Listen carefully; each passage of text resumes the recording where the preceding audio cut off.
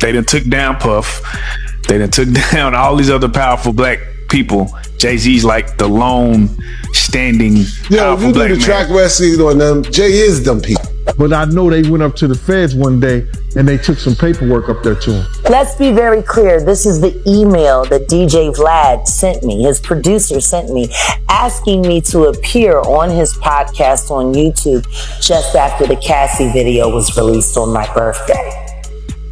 But like where's Jay at? He's mad quiet. Like while the Puffy thing was going on. But it's obvious now that his team was being made aware that he was in those allegations also. So I hope it works out, because with his family, the things that go on internally is that those accusations are crazy. Man, that was 50 Cent. No one's scared of 50 Cent. I want everyone to be clear. No one's scared of 50 Cent. I think it was kind of taken out of context a little bit, but what do you think about it? I don't think it was taken out of context. No, I think the guy who was talking to him made him feel like a punk. You see what I'm saying? So he had to say, yo, nobody's scared of 50. Let's get this clear. Nobody is scared of 50. But I'm not the issue. Him making you feel like a punk is the issue. At the end of the day, I look at it and people don't assess themselves. Even really intelligent people. Jay's a smart guy. You know what I'm saying? He'll analyze other people and other things that they're doing and not actually look at what's happening to him and his transition and difference.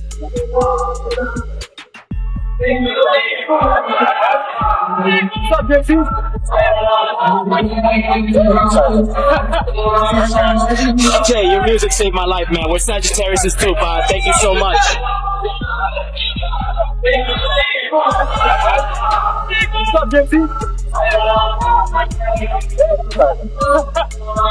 For years, Jay-Z and Diddy were seen as untouchable, two powerful figures connected by influence and silence. But clues from 50 Cent suggest that their bond may have fallen apart once self-interest replaced loyalty. This was never only about music.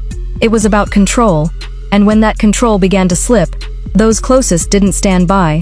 They pulled away. As pressure grew around Diddy, the industry became unusually quiet, with no strong support and no public denials. Within that silence, insiders claim quiet actions were taken behind closed doors, including rumors that Jay-Z had been building leverage for years, casting a dark shadow over what many believed was an unbreakable alliance. They done took down Puff. They done took down all these other powerful black people. Jay-Z's like the lone standing powerful black man. The track wrestling on them, Jay is them people. If you do the history of most of the people that got in trouble in the industry, big trouble, who they went to for help? That's true. When Lil Wayne was in trouble, who'd he go to? When Meek Mills was in trouble, who'd he go to? Meek Mills said it himself. Desiree helped me. You understand? So how could he be up next? You know what I'm saying? He is them people. They go to him when they got problems. And what they gonna say if he don't come up in nothing? What they gonna say? Told you, he ain't got nothing to do with that. They still gonna cover it up anyway. But I don't think they coming after him at all.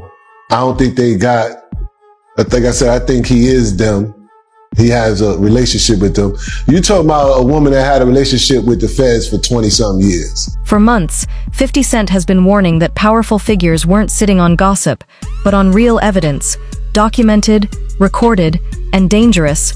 And suddenly, he had enough material to support a full Netflix-level project, while everyone else had nothing. That raised one disturbing question.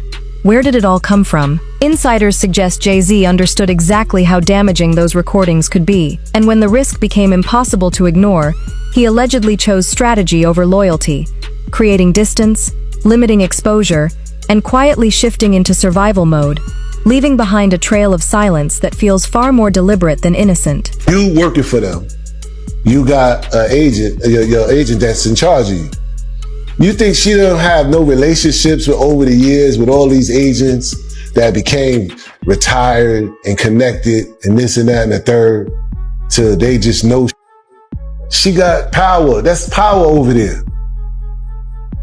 You know what I'm saying? Who you wanting one on your side? You got them on your side? You know what I'm saying? If something happened with him, it's going to be about a money situation. It ain't going to be nothing that's going to hurt. You You get what I'm saying? So I don't know. I don't see them going after him. You know what I'm saying? But everything Jaguar be saying do flourish. So What truly unsettled insiders was the legal connection. As more allegations surfaced, Jay-Z's personal attorney, Alex Spiro, began appearing in matters closely linked to Diddy's legal crisis. The timing seemed unusual, and his presence was too consistent, quietly raising suspicions throughout the industry that something deeper was happening behind the scenes. Moves not intended for headlines, but for protection, positioning, and control. Sean Carter is just as bad as the diddler. And I know that for a fact. I got the scars to prove it. You wanna know what a box cutter feels like going into your skin and ripping you? I can tell you how it feels.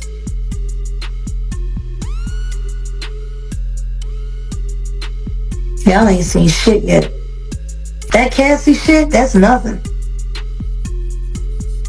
I'm saying Sean Carter remembers everything he did to me and he's got it on tape.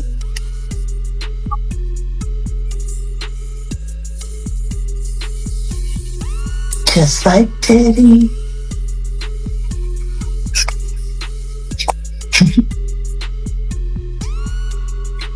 And they're gonna be crazy. It's gonna be the women that give him in the... Critics like Jaguar Wright claim Jay-Z has always known when to make his move before everything falls apart, never waiting for the fire, but leaving early and letting it burn behind him. As Diddy's situation grew worse, the timing raised concerns. 50 Cent suddenly had leverage, access, and the confidence to challenge figures no one dares confront, fueling the belief that someone powerful opened the door. If Jay-Z knew sensitive material existed and believed it would eventually come to light, quietly stepping away may have been the cleanest way out. Protect yourself, cut ties, and let the fallout unfold. 50 hasn't confirmed it directly, but he hasn't denied it either, making one thing clear. The break didn't come from rivals, it came from within. Now the industry is uneasy, because if this was a calculated move rather than a falling out, the silence starts to make sense. And as Jaguar puts it, you can't separate Jay-Z and Diddy. Their stories are closely connected, whether people like it or not. These are criminals. Diddy is a deal, and so is Jay-Z. The proof is there. How many people does he have to be aware of before people see him for who he is? It seems like these artists are trying to run away from their past. Diddy changed his name multiple times to say, that's not me. I'm trying to move beyond Diddy. I'm Love now. It seems like Jay-Z would try to run away from his past. Calling that love and anything that he did love. Brother love. What kind of love? Baby oil love. Baby love. Baby love. Explicit love. Hey! They never thought that hip hop would take it this far. Oh man, it's different now. These lyrics are all hitting different right now. All that people talking about fathers. In her view, discussing one without the other is pointless. They moved in sync, rose through the same shadows, and if everything collapses, it collapses for both. To Jaguar, their connection runs too deep to untangle, shaped by shared decisions and dark chapters that were never meant to surface, making them less like separate figures and more like two halves of the same unsettling story. Sean Carter is responsible for enacting Hype Williams to put Aaliyah on a faulty plane, to move her out the way as punishment for rejecting him, and so he could level up Beyoncé, who was struggling. Let's just say allegedly that happened. Now I want you to think about 106th and Park with Mary J. Blige. Free, who is a victim of Sean Carter. Yeah. Mary J. Blige, who is a victim of Sean Combs, are sitting there talking about the death of Aaliyah amongst each other. Think about that. You got a Diddy victim, you got a Jay-Z victim, and you got a superstar gone. They know what happened. And yet, they had to sit there and have that conversation like they didn't know who did it. Think of the power of that moment. Think about Claudia Jordan right now. Claudia Jordan don't ever mention my mother name. She mentioned it yesterday. Talking about why people are afraid to come forward. You mean like you? You was Diddy girl. Corey was Jay-Z girl. Why don't you claim your friend? Claudia. So, Jack, when you say... When I say Corey, I'm talking about Kathy White. Oh, yeah. That's what I was about to ask. Jay-Z's pregnant mistress. Yeah. Who died of an imaginary aneurysm. Just like the woman who was best friends with Kim and Kimura, who wrote the book Bling and died as soon as it made the bestsellers list. People noticed another unusual shift.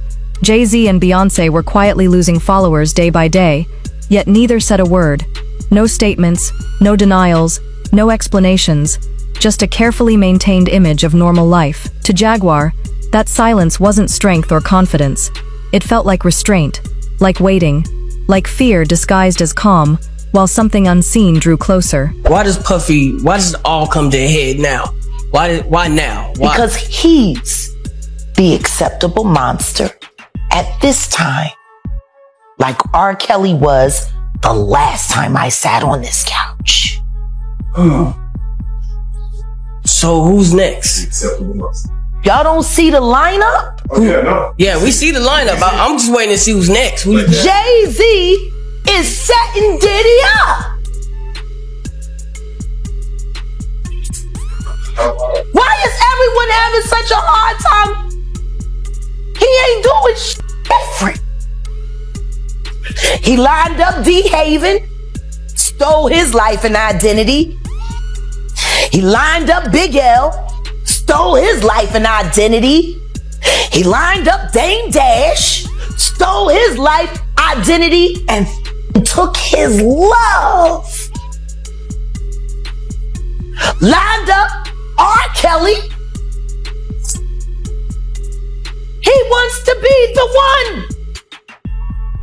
Yeah, shout out D-Haven. He actually hit us up, wanted to tell this story. You need to talk to D-Haven. Yeah, we need to talk to him. I told you that last year when I put you on the phone with her. And in her view, the accusations don't end with Jay-Z. She openly includes Beyoncé as well, not as proven facts, but as part of a broader narrative she believes connects both of them to the same shadowy circle, raising unsettling questions without providing conclusions. Why your husband don't want to put his seed inside of you?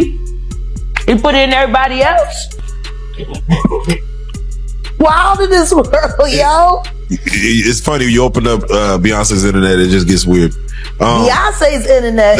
That's what we're calling that it. That belongs to the devil. Unless you calling that the devil, she ain't nothing but an employee. Oh. And half of which dumbass bitch. So, you know, it's funny that it's crazy you say these things. Why don't nobody want to accept that? I think she went and the girl cats.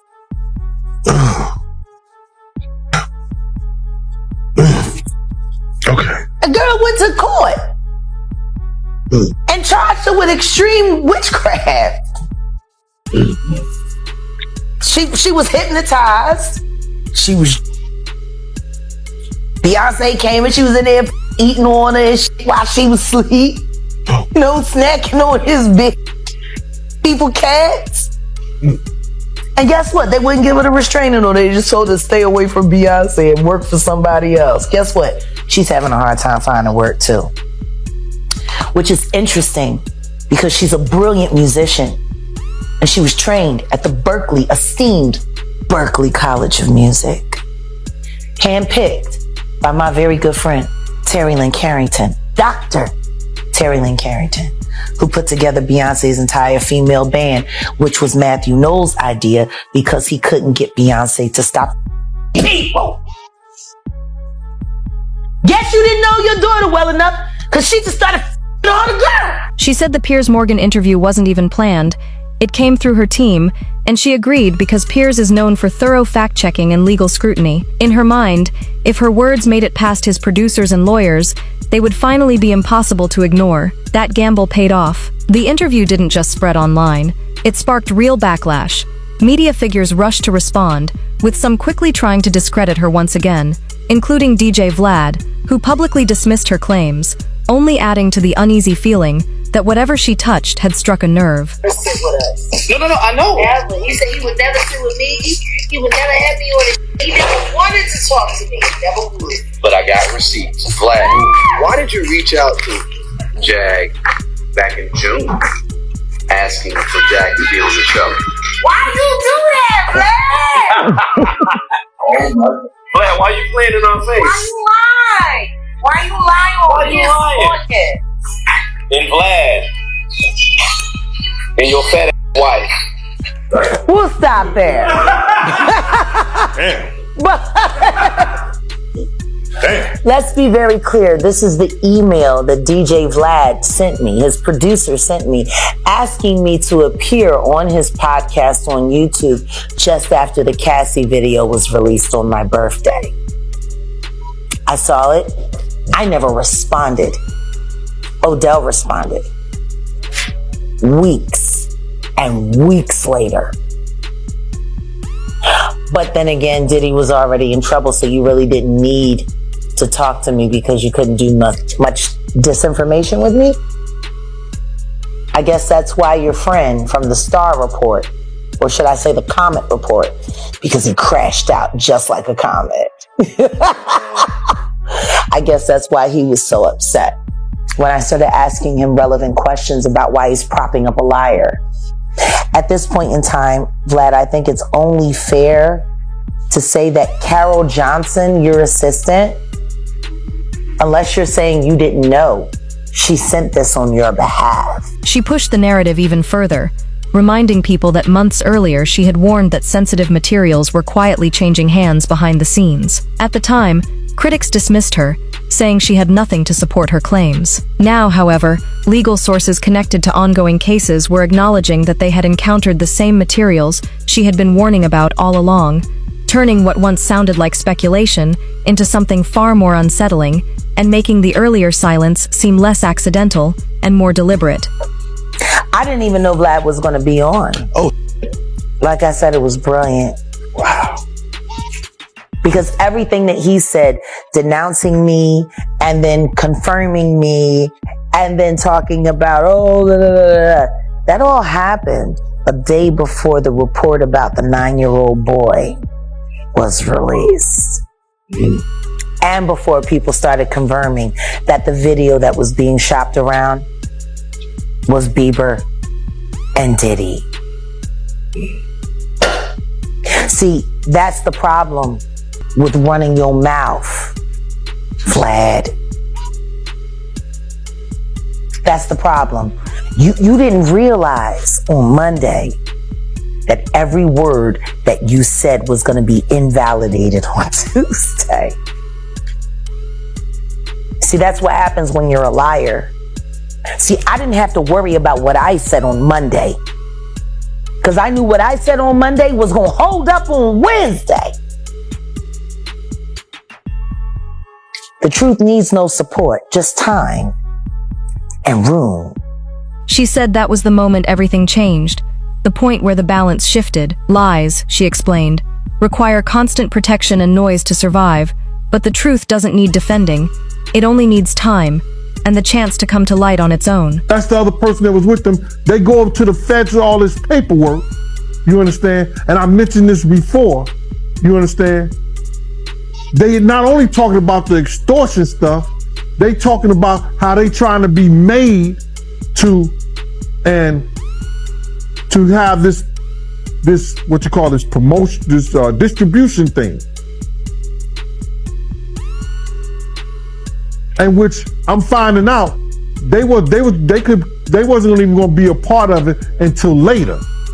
But they was in fear, like they was trying to be made to be a part of this whole distribution thing that Suge Knight was trying to build up with Rockefeller, because it was Dame Dash, it was Irv Gotti, it was Jay Prince, and Death Row. You understand what I'm saying? So now everybody wanna know who's this and who's that, and wanna go back and say, yo, how do you know? It came from the horse's mouth. He said he got all the paperwork to prove it. Kirk Burrows said it plenty of times, but nobody won't sit down with him. I mean, like, you won't get none of these, these radio stations and all this stuff like that to sit down with him. He said, I got the paperwork. He got files from the from the DEA and the FBI, all that stuff like that. He got plenty of paper. Figures once seen as untouchable are now being quietly connected to the same long-whispered events that people dismissed years ago. Old conversations are resurfacing, patterns are being re-examined, and familiar names keep appearing in places they were never supposed to be mentioned, most notably Jay-Z's, turning past rumors into unsettling questions and making it clear that the silence protecting certain reputations is no longer holding the way it once did. So Puffy told, but Jay-Z, I didn't know about that. So Jay-Z, he told too? Said that years ago, man. Said that years ago. What are you gonna do? They're gonna do whatever. Yo, listen to me. They're the reason why rap in New York went down the drain. They made sure that these young cats didn't come up with platforms and didn't come up with situations. Like Jay-Z, let me tell you something. Jay-Z and it's funny. It's funny. We were talking about how Puff and Ja Rule was cool. But at one time, Puff was trying to trick Ja Rule into going at Jay-Z. That whole weekend that he was with Sarah. The whole weekend they was in that hotel room. That day they was in that hotel room. Always coming back on that G5 jet. He was trying to talk Ja Rule into going at Jay-Z. But now him and Jay-Z is like freaking frat. Crazy how things work out, huh? That's how quickly alliances seem to change. Observers began pointing to Puffy's long reach across media and business, unusual moments where broadcasts remained uninterrupted, disputes where certain figures faced immediate consequences, while others were left untouched. Patterns started to emerge, and when Kanye West publicly challenged Puffy and hinted at behind-the-scenes business connections, the response was swift and unforgiving, reinforcing the uneasy sense that power doesn't just react in public. It moves decisively behind the scenes. Speaking of Kanye West, he made a comment on Drink Champs and he said that Puffy was the feds. What you think about him saying that? Well, when he talking about the feds, he could be saying that he's their ear. Puff is the one who goes back and he tells, like he did when Suge, when Jay Prince, when Irv Gotti, I think it was Irv Gotti could have been a part of that too. When they was all trying to get that distribution company together, he the one went back and told Jimmy Iovine them, and then him and Kirk Burrows Kirk said he didn't know what he was doing. They took paperwork and they took some stuff up to the feds, you understand, regarding Death Row now. I don't know the intricate details of what they took, but I know they went up to the feds one day and they took some paperwork up there to him. Alliances seemed to change overnight. Observers began whispering about Puffy's deep influence across media and business. Unusual moments where coverage remained uninterrupted. Conflicts where some faced immediate fallout while others were left untouched. The pattern seemed intentional, and when Kanye West openly challenged Puffy and hinted at hidden business connections, the reaction was immediate and severe, deepening the unsettling sense that real power doesn't make noise. It moves quietly, and it moves quickly. Is that I guess Pac had got whiffed that Jay-Z was in town. Well, you know he gonna do a show because Jay-Z, he doing a show. But you gotta realize Jay-Z had became an enemy of Pac because I think he had said was going to do a song with Big or whatever like that, the whole 9 yards. So Jay is now Pac's enemy too. So Chaz Williams, who was over Black Hands. Black Hands was one of the labels who did that. Black Gangster had every artist in New York on, and Chaz, who is now getting into the music business, has become a music executive, and he was once a former gangster who was on American Gangster BET, because they had him down for robbing 161 banks. That's what they put in their program and everything. But Chaz was a gangster in New York City that became a music executive. So he gets a phone call saying that Jay is not going to come out the room because Tupac threatened him. So he's not going to do his show. Can he make some phone calls, you understand, to get Pac off the bullshit? So I think he may have talked to Big D, and Big D and Eric B called Suge, and Suge was laughing, saying that wasn't him. Because they tried to make it seem like it was Suge that was doing it, but it was Pac. So I guess Suge called Pac. Pac let him go ahead and do his show and everything like that. But Jay was scared to come out his room. So that story was really true about Jay-Z being afraid to come out his hotel room. Yeah, come on, man. Yeah, he was scared. Probably still is scared. Gene says people later tried to downplay the story or act as if it never happened, but he stands by every word, and he explains why the industry rushed to contain it. At the time, there were quiet efforts to bring the East and West Coasts together, even discussions about a powerful new movement connecting artists from New York and California. If tensions between Tupac and Jay-Z had fully escalated, that fragile plan would have fallen apart immediately. That's why everything was buried so quickly. Not to protect the truth, but to protect the future they were trying to build behind closed doors. Going to call a dissension because they were trying to start Death Row East Coast. And that would have been Pac, Eric B, and you know what I'm saying, all the dudes here in New York. So then they're going to have groups coming back and forth from Cali to New York. So it was just good business just to chill out with that. But they was trying to chill out the whole thing. They had a big meeting and Puff wouldn't send a representative or let Zip or Chaz represent him in the meeting. Yeah, that's a wild story. Yeah, who told you this story, if you don't mind me asking? I was there. Oh, wow, I didn't know that, man. I didn't know you was there. So you was there when Jay was scared to come out his hotel room. I had no idea, man. I used to roll with Chaz every day, bro. And then it came out. And then it came out, somebody else told the story. But that, I think it may have been Dame Dash or something like that that told the story. A lot of my stories get out, man, but they don't believe when I tell them. They believe it when they hear somebody else. Now the silence begins to make sense when past stories are viewed alongside what is coming to light today. The picture becomes clearer. The same names reappear, the same patterns repeat, and voices that were once dismissed are starting to seem far less mistaken. The question now is whether more will finally come to light. Share your thoughts in the comments below.